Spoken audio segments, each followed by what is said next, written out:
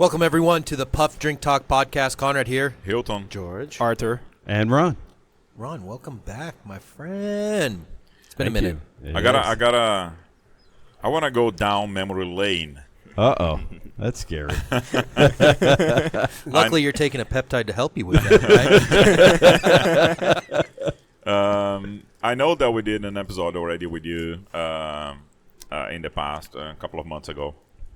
But I would like you to get, not business, but you get like a little memory lane, down the path, like what you did between 0 and 20 years old. I can talk something that I think would be interesting. It was kind of funny because I thought we were going to get into some food today, and I was thinking of my family growing up.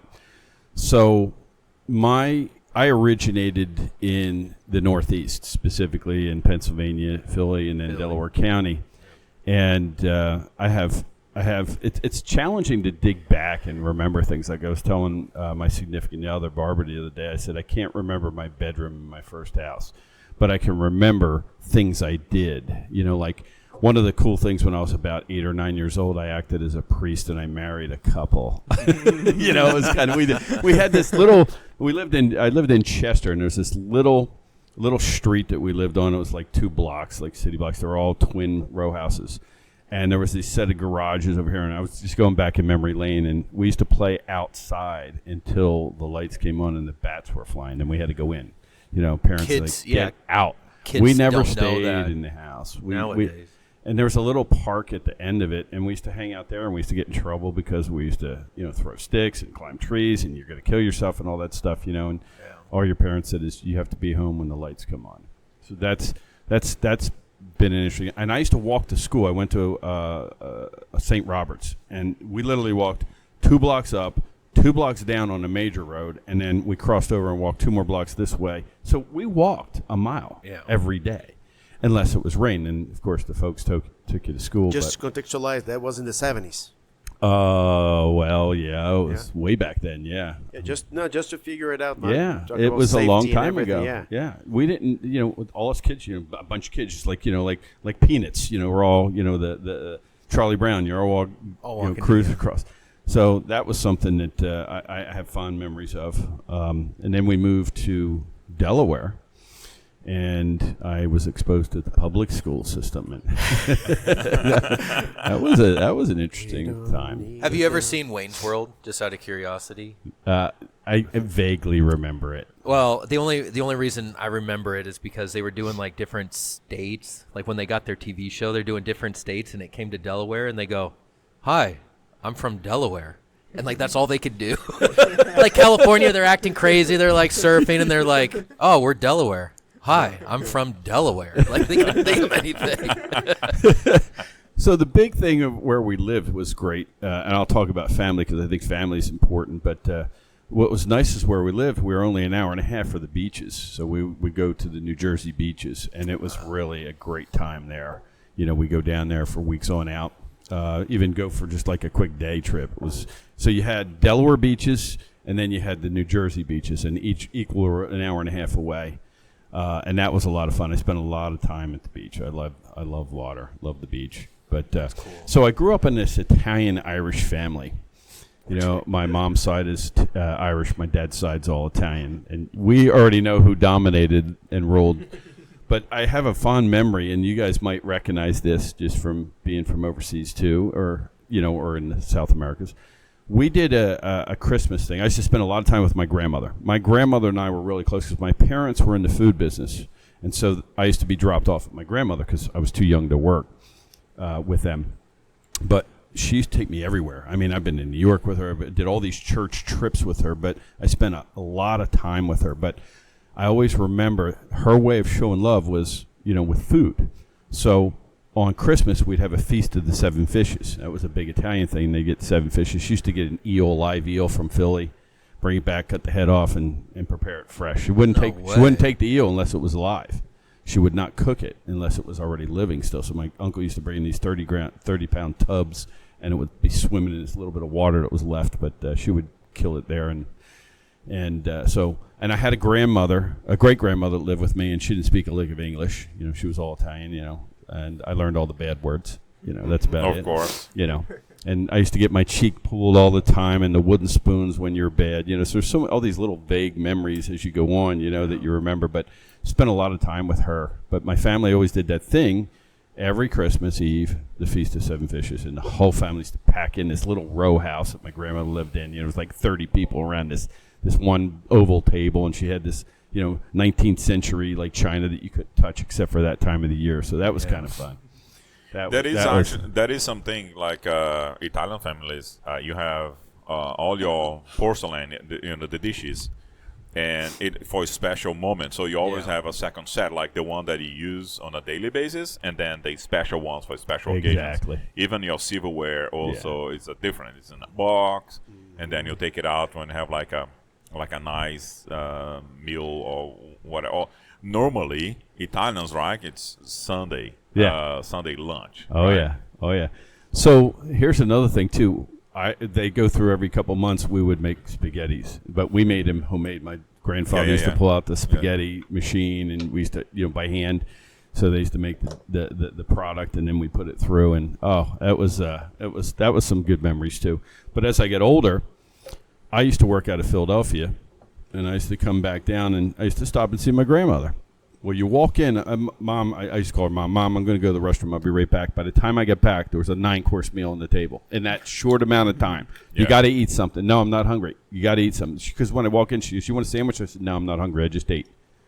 I come out, and I can't. You can't. I mean, there's spaghetti and meatballs. There's vegetables. There's bread. She goes, no, you have to eat something. And you couldn't leave until you eat something. Yeah. That's just the way she was. Yeah, it's awesome. In our family, it's kind of similar to that. It's like Sunday, you do the table in the morning for breakfast, and there is food on that table the entirety of the day. You know what I mean? That's exactly it. And it's like, and then we go to a separate room where we're playing cards. Right, just playing cards on the 2 decks of cards, and then you mix it together, and then different games and whatnot. But the table, the dining table is full of food. Yeah. And then so now it's lunch. You gotta come back to the table and eat it again. Everything was around eating. Yes. It's just like how things were. Yeah. And this was like in 80s and early 90s. Yeah. But I'm assuming that's a little bit earlier for you, that like probably 70s and 80s. Yeah, that's exactly it. Yeah, and it was some really great memories. I remember my grandfather used to sit. She had a kitchen. The entire kitchen was about as big as this room. I'm talking the kitchen and the table. And there was a little tiny box television set that may have been about 14 by 14, with the big back and the. And my grandfather used to watch the Philadelphia Phillies play baseball all the time. It was great. And, That's cool. He'd sit there in the chair. And then the other thing, too, is after dinner when we had this big feast, you go out to the living room, which is maybe about a little bit bigger than this room, and there's plastic covers on everything. Yeah. I mean, it's like you can't really get comfortable. I'm like, well, what good does that have the couch if you're going to cover it? Trade-offs, man. Trade-offs, yeah. That couch is 70 years old. It still looks brand new. Yeah, it looks brand new, but that plastic cover you got to take off. Everything is covered. It's exactly the same thing. One funny thing, though, that I remember watching TV shows from America is it has a clear division. Like anything from the East side was more conservative in a way of like the American dream, like the family-oriented kind of things.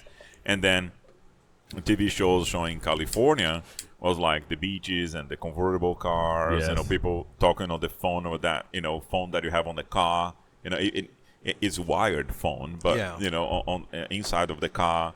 Yeah. And then, they would show that on TV and even like men wearing thongs, you know what I mean? Like exposing their ass. And then I was a kid, 10, 11, 12, or 13 years old. It's a great memory to remember. And I was like, why? To me, Tom Selleck. To me, his mustache. But to me, it was like on the way. That's why I never been to California, right? Because I was like, I'm gonna go to California. Everybody's gay, And then I'm like, Look at men in thongs out there. Oh, Miami Vice. Oh my God. Miami Vice was all about police chase and the drug cartels and whatnot. But California was like, everybody's gay over there, so I'm not going there. You know what I mean? It's like I had that preconception of things, just the way it was a clear division on how the shows were and the lifestyle of those places. I don't know if it's like the exacerbation of things, right? So like the Italians, the mafia on the northeast, and then the southeast is, over here they consider southeast, but like Miami, Florida, it's more into the business and then drugs and things like that. How about Dallas? Well, down in show. Florida, you had or Miami specifically, you had the Cuban community the too. Cuban It was community, very yeah. huge. Yeah. And then, but on California it was like more. Everything was supposed to be a little bit more modern, and like people like That's new America. Yeah. California is new America. Yeah. Dreaming of being on a TV show, being on movies, Hollywood, that whole living on the beach. Hollywood culture. Yes. And freedom of expression, not just freedom of living. Yeah. Freedom of expression as well.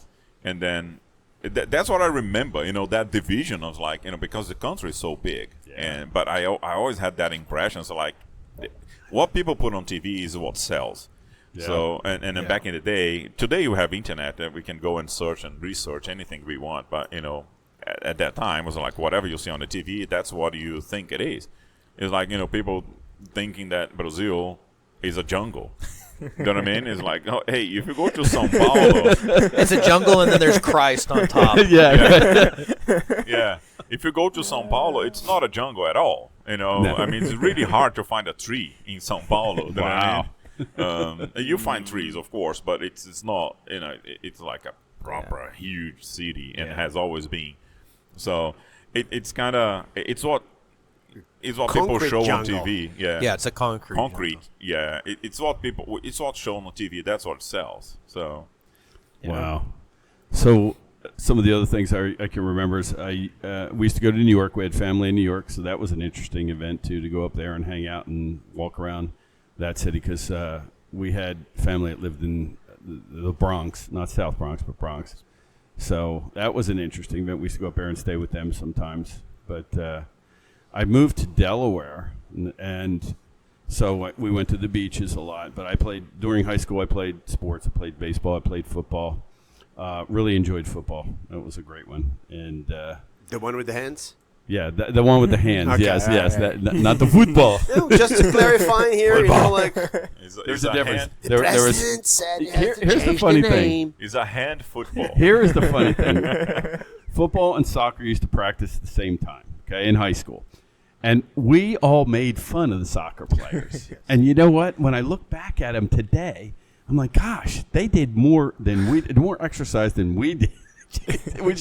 We were just a bunch of dummies that just hit each other, Ron, it's so funny because my dad was just telling me, so he grew up in like the Washington, Seattle area. Oh, okay. And he was saying, he's a little bit older, but same time frame. But he was saying his freshman or sophomore year is the first year that they implemented soccer as an elective sport in high school. And he's like, I took a semester of it, and he's like, I was like, holy shit, I did not run that much in my whole life. And he was saying soccer back then, it was like those were the rejects, basically. You were too small to play football. You were too weak to wrestle. You were short. You were too short. You couldn't make it on the basketball team. So you played soccer. Yeah. And that was... It wasn't even a secondary. It was like a tertiary, or like if you want to play a sport, but you can't make any of the other school teams. And there's soccer there for you. And in high school we had smoking lounges. Can you imagine that today? I mean, we literally had a smoking lounge. Well, my dad remembers in elementary school he would bring guns to school. They had a shooting class. Really? They had his third or fourth grade teacher when he lived in Montana was the range instructor. And he was like, I remember locking up my .22 rifle bringing it on the school bus, and every kid in that school bus had guns. They'd go to school, they'd lock it up in the safe, and then after school they had a shooting class. Where did those days go? Yeah. And then after everyone was done, you lock it up, and he's like, I took guns to the school bus, to my school. Third grade, fourth grade? What is Yeah. that? 7 years Yeah, old? yeah. 7 or 8 years that old, is yeah. Insane. Man, that is Imagine insane. That is insane. Yeah. Jeez. Would you believe on that, Arthur? I wouldn't believe. I want to see an image of it because that's insane. Yeah. Like thinking about a bunch of kids in a bus with like rifles and they're like what 10 years old. Fourth grade is probably like around 10 years old. Like how? Like Yeah. I cannot imagine know, that. I It'll be know. crazy. Yeah. Well, Lily she's turning 10 and she's starting on fourth grade. Yeah. Yeah. Yeah. 4th, 5th grade. Yeah. Yeah. Yeah. No, my dad remembers that. He's like, we used to bring guns on the school bus to school on the designated days, and they would, after school, they'd go in the back. There was a shooting range. Wow. But this was Montana that he lived in and did that. It was out in the country, Yeah.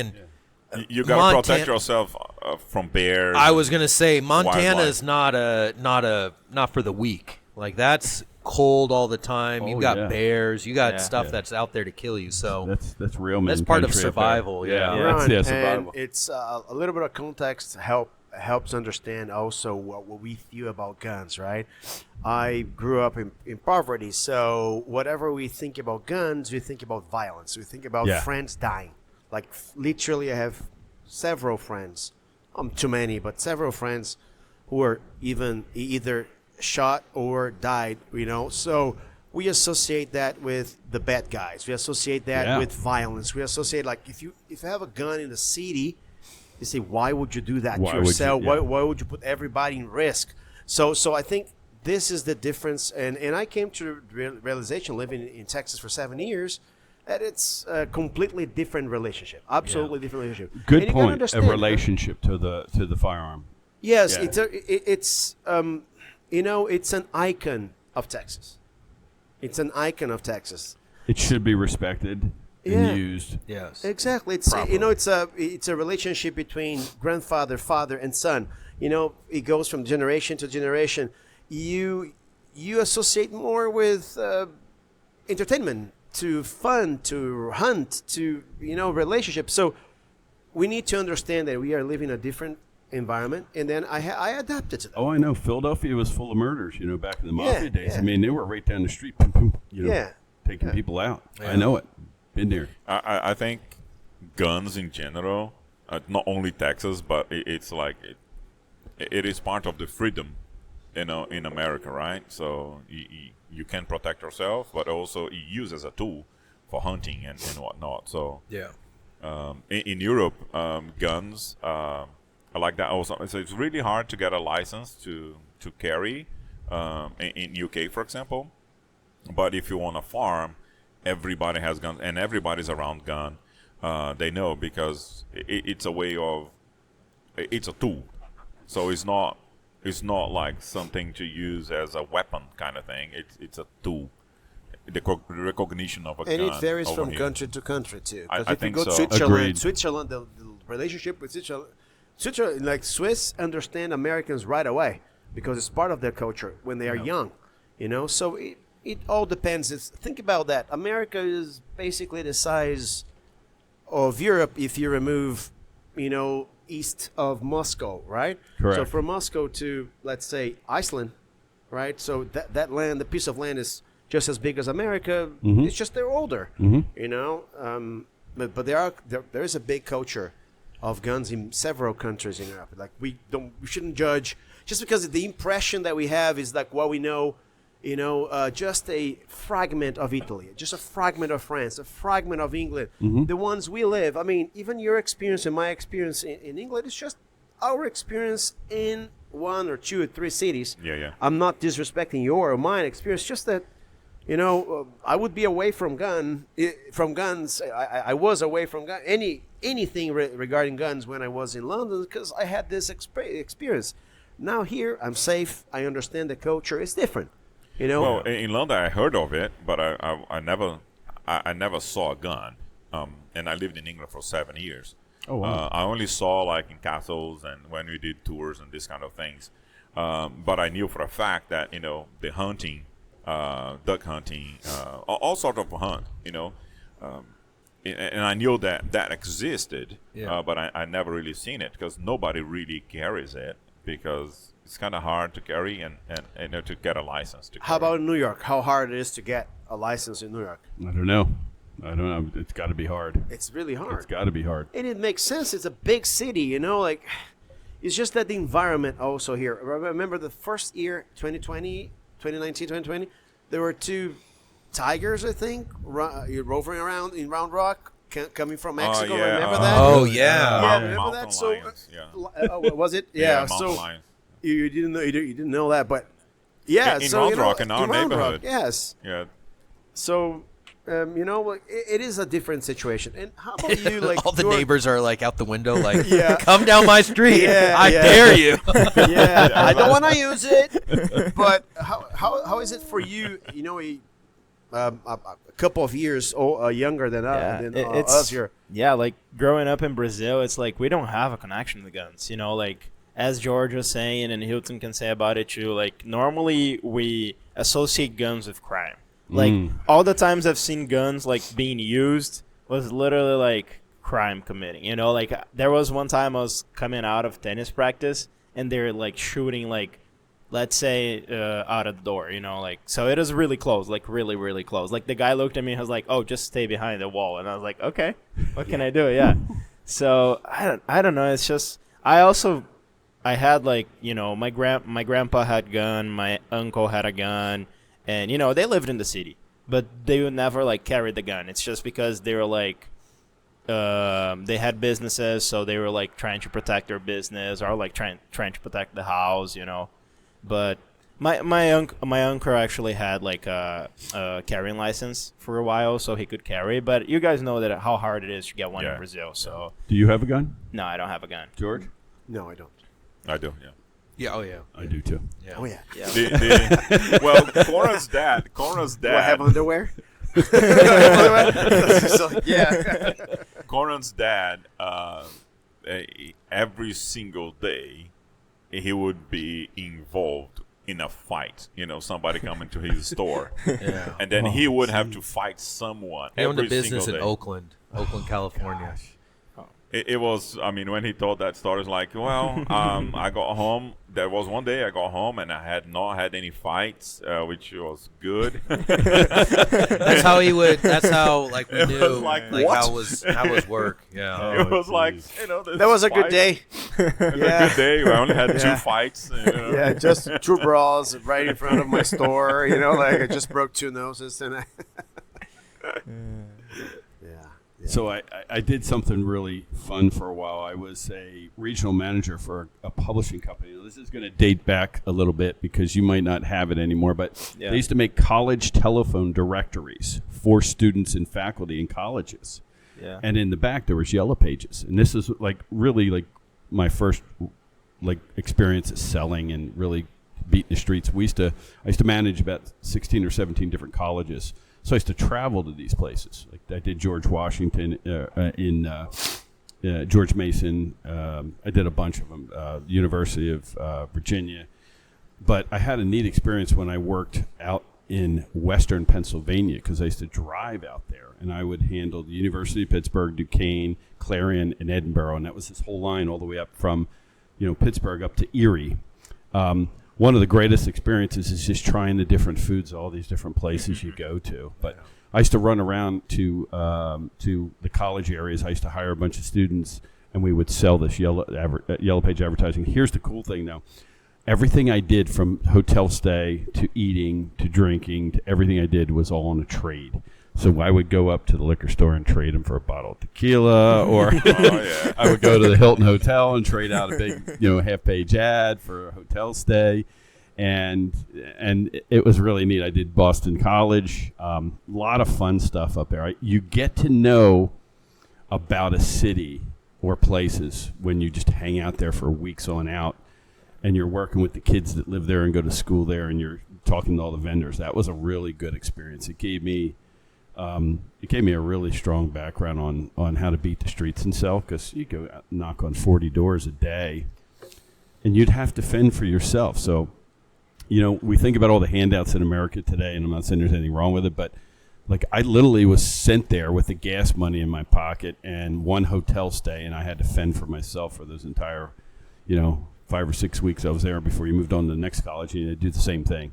That was a really grounding experience for me, but it all came from my family being in business. They were caterers, so they used to do catering work, and I worked also at a golf club. I did. I worked at a little concession stand at the golf club in Westchester, and the way the Northeast is, you have to realize where I lived in Delaware, everything was like within an hour. Everything was in. I mean, you went to 4 different states in an hour. You know what I mean? That's why people say, like, I'm from Delaware. Yeah. And that's I never said that too much, though. I always say I'm from Philly all the time. All the time, Philly, They no should matter add what. a little bit. It's like, I'm from Delaware, and I drive 1 hour at least. Yeah. To go somewhere. Yeah. So it was a neat experience doing that. What else did I do? I worked for a wireless company. I worked for them as sales back when the big old bag phones were out, and then I managed a store. It was a company called APS Wireless. They had like 17 or 18 stores. From there, I went. I did this. This is a really cool job I had. I did telemarketing, and I learned Xerox telesales. So I learned. I was how going to to ask you, have you ever done Xerox? Yeah, not Xerox. But you went through the Xerox school of telesales, and I used to sell Snoopy posters and Herman posters, motivational posters. Yeah. In this telemarketing, this is way back, when telemarketing was really something. There was 200 of us in a building. So I kind of look at this stuff. Everything's always built onto it. Like I learned how to beat the streets. I learned how to survive. I learned how to telemarket. And then I got a professional sales job, work for Sprint. This is not the Sprint that we know today with cell phones. This is Sprint that used to sell OC3 pipe and DS3s. I sold Keystone Foods, which is a major provider for McDonald's. I sold this one company called ING Bearing. You may have remembered that back in the day. ING Direct. They opened up all those little cafes. It was a $3 million contract. My boss and I played a lot of golf that year. I mean, that was back when I used to know how to play golf. I've done that, and I've done a lot of things. But I went to a company. I sold large data services. I used to fly into Miami, Fort Lauderdale. I used to handle Eli Lilly. We sold outsourcing services, so I learned how to do multi-million-dollar contracts where you actually did all their clinical trial work at Lilly, and we used to put 200 bodies in there, and we used to provide all the equipment to do all the document management services, filing and whatnot in the medical field. And we did it for large law firms, so I used to go to New York a lot. I used to fly down to Fort Lauderdale and go to Miami. That was an interesting stint too. And then after that, what did I do? I went to work with my daughter. My oldest daughter was working in a mortgage company. This is where I started. When did you get married then? So you're putting your daughter there. Oh, yeah. Well, I've been around the horn more than once. We've done it twice. But that was my start when I got in the mortgage business. The guy who ran the mortgage company took me to one of his properties, and that's when I started construction, because I ended up buying a property and I had to paint it. I had to clean it up. And before you know it, we had a bunch of properties. I had a couple partners, and we were buying from a guy I went to high school with. He was buying and selling properties wholesale. He used to go down to the courthouse and buy them. That was back when you could really do that. And where was it? In Delaware. In Delaware. Yeah. Okay, still in Delaware. And yeah, this is in Delaware. I mean, I've moved around a lot, but and worked in a lot of places. But that was my start in construction, and I did a lot of work. I learned a lot about construction from myself, learning and working around guys. And I did that for years and years and years and years and years, and moved here back, 2006, I guess it was. Straight to Austin? No. I wound up in Houston first. Yeah. And I lived in a couple places down there. Worked for a company, did a lot of storm damage work, did a lot of various construction. That's where I really established my first company there. Moved up here in 10 or 12, I can't remember. I'm bad with like remembering the exact dates. It was kind of like right around there. And that's when I first learned about networking with BNI. Uh-huh. And I got involved with BNI here and literally built my construction business. I mean, we did hundreds of thousands thanks to BNI. I didn't advertise at all. And got burnt out from construction for a lot of reasons. I'm not going to go too deep into it because some of them are horror stories. And that company is no longer existing. It was going really strong, but we're not going to go dig up old dirt. But became an adjuster. And that's kind of where we are today. Yeah, we were talking about last time. Yeah, we were talking about last time. But that's kind of like a short version of the stops I'm in a long way. But I'll tell you some cool things I did. I worked at an after-hours club in Philadelphia, and I did waitering for the Hotel Top to Bellevue. That was a great job. They used to call us the Chain Gang.